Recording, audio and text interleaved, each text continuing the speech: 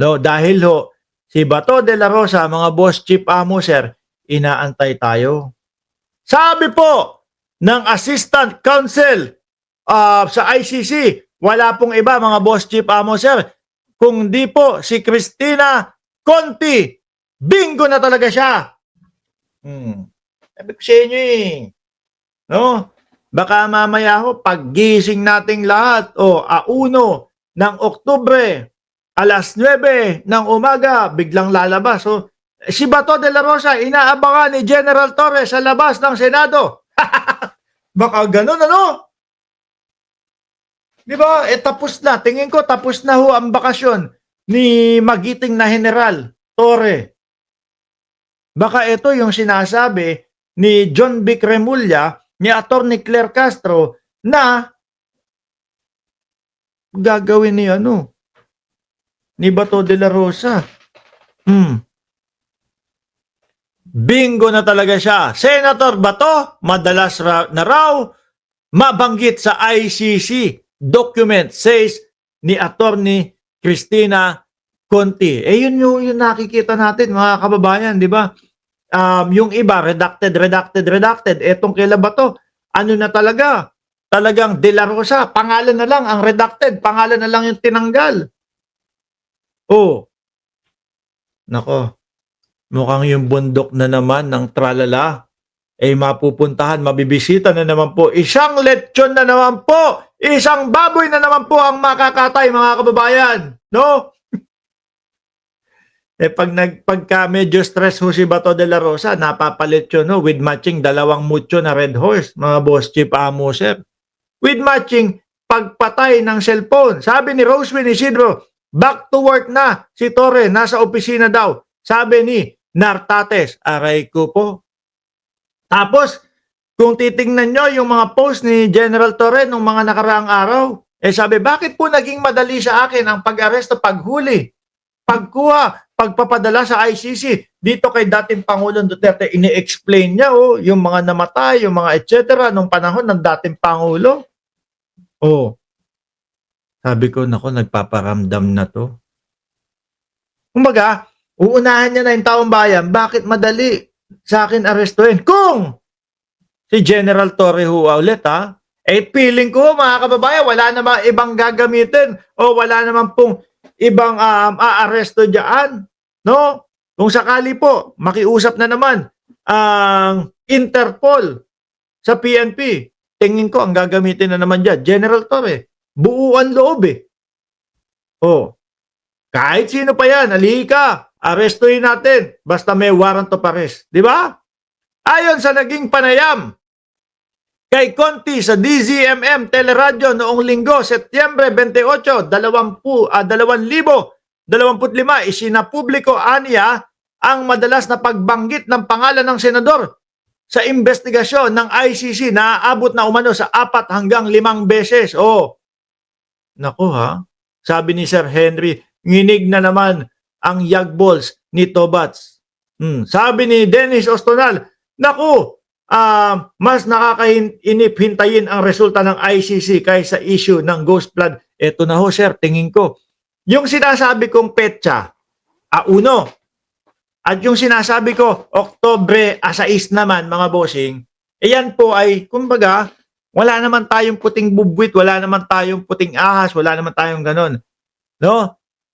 Sa tinagal-tagal ho nating nagbablog at nakamatsyag sa politika ng Pilipinas, ganyan ho lagi. Unang araw ng buwan, biglang merong aarestuin. Unang Lunes ng buwan, biglang may ganitong ganyan. Doon ho natin ibinase yun, mga kababayan. Kaya sabi ko, kung ang ICC inilabas nila, ipinakita sa buong mundo na itong si Duterte may 3 kaso na, no, tapos with matching 8 pangalan na redacted, mga tanggal, baka daw kasi magtago agad. Ano isipin natin yun? Ay nakasama na nga Ang sinasabi doon, kasapakat Di ba? Sinasabi doon, kasapakat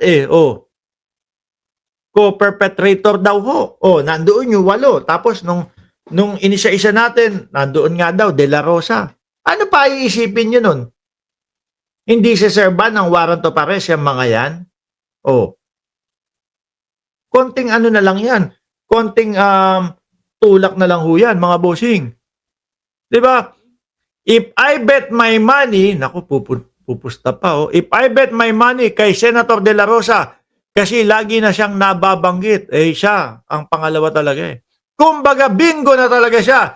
Kasi this is what, third or fourth or fifth documents that has mentioned him and his role. Aray ko. Mapapamikmadi na naman to si Bato de la Rosa dito, mga kababayan. Magagalit na naman ho si Senator Bato de la Rosa, mga kababayan. Pagpapatuloy pa ng abogado, alam umano ni De La Rosa na madadawit siya sa investigasyon ng ICC dahil sa kanyang kaugnayan sa kontrobersyal na mga patayan noong 2016 sa Davao Death Squad, mga bossing. O, ito pa, oh. Kung ako ang may kasalanan, hindi yung punto na nabanggit ako o na-discover ang involvement ko, kundi yung punto na actual involvement ko noon pa man, noong 2016. And even before that sa Davao Death Squad.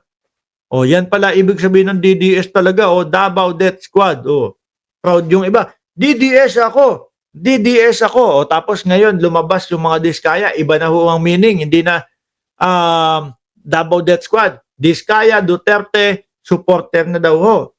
Eh, karamihan sa kanila, sinusuporta mga, mga Diskaya, di ba? Alam ko ang role ko, kaya alam ko na madadawit at madadawit ako pagdiin ni Conti. It's just a matter of when it's disclosed, dapat kinabahan ka noon pa man nung nagsimula. Kaya ako kapag kasi si De La Rosa, mga kababayan, nababanggit, kumukulo ang dugo. Bigla hong sumasama ang timpla ng araw eh. No? Pero siguro ngayon medyo kampante si De La Rosa. Kasi nga daw, sabi ni Chis Escudero, tutulungan siya sa pinakalegal na pamamaraan. Yan ho ang sabi, mga bossing. Ewan ko lang kung paano. Ano yun, dun matutulog lang si Tobats? Hindi na uuwi ng kanilang bahay? Diba? O, lagi lang nandoon. Huwag gawing props ang Davao para may maipakitang tapang, sabi ni Pulong. Oh, bukas topic natin yan, mga boss. Anyway, nasa na tayo? Si Conti ang tumatayong assistant to counsel sa ICC, nakakatawan sa mga biktima ng extrajudicial killing sa ilalim ng administrasyon ni dating Pangulong Duterte, mga boss. Oh, yari. Tapos eto pa po ang kinaiinis nila. Oh, Trillanes, sinabing sanay mambudol ang pamilya Duterte. Nung nakita nila yung picture, oh, pati si Robin Padilla, nakita yung picture, mga kababayan. Manoy, Mark, malapit na ba ang arrest warrant para kay Pebbles? Si Bato? Malapit na yan. Nandun yung pangalan niya eh. Oh. Tapos may kaso na si dating Pangulong Duterte. Ano ba mangyayari? Pag may kaso ka, tapos inimbitahan ka, ayaw mo pumunta, o di ka sunod, warrant of arrest. Di ba? Hindi naman pwede yung, eto, sinabi, eto, yung mga taong ito na co-perpetrator ng dating Pangulo, hahayaan lang? Hindi. Ang kasunod nun, warrant of arrest, mga bossing. Hindi lang natin alam kung bukas ba? Kung unang Lunes ng Oktubre? Yan. Kasi ganyan ho, mga kababayan, biglang lumalabas yung mga malalaking balita. As a vlogger, tagal na namin, halos kada unang pasok ng buwan, diyan biglang nagkakaroon ng ganyan. Tapos, pabalik pa si General Torre sa serbisyo. At mukhang nandyan na nga po, nasa kanyang opisina na daw ho. Anyway, mga boss, Chief Amoser, nandyan na si Kimi Barrera. Kaya magpapaalam na po ako, mga kababayan. Mamaya alas 9 o alas 10 ng umaga dyan sa Pilipinas, abangan nyo po yung live natin, mga boss, Chief Amoser. Sa ngayon, magtatrabaho muna ako. Sayang, baka kumita ako ng 200,000 ngayong araw. Madami magsa-sign up. Paalam hanggang sa muli. Ingat po kayong lahat.